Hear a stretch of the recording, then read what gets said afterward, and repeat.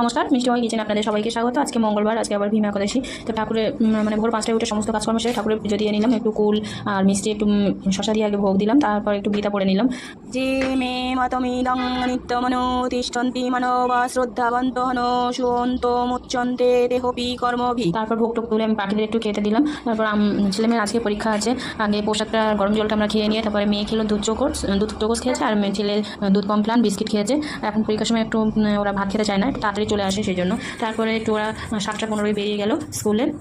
তারপর আমি একটু মুড়ি আর ছাতু খেলাম, মানে আগের দিন একটু অনুষ্ঠান বাড়িতে গিয়েছিলাম রাত্রে, সেই জন্য একটু ভালো লাগছে না বলে মুড়ি ছাতু খেলাম। আমার হাজব্যান্ডকে একটু বাটার টোস্ট করে দিলাম পাউরুটি দিয়ে। তারপরে আমি একটু গাছ থেকে বেগুন আর পেঁপে পারলাম রান্না করার জন্য। তারপরে রান্নাটা বসিয়ে দিলাম, দিয়ে একদিকে মুগ ডাল আর একদিকে ভাত বসিয়ে দিয়ে, আর তার সবজি টবজি কেটে নিলাম। সবজিও কাটা হয়ে গেছে, রান্নাবান্নাও প্রায় কমপ্লিট, 10:30 বাজে। আবার আমি বেরোবো সেন্টারে। তো রান্নাবান্না কমপ্লিট করে আমি আবার সেন্টারে বেরিয়ে গেলাম। বেরিয়ে তারপর বাড়ি এসে লাঞ্চ থালি বানালাম।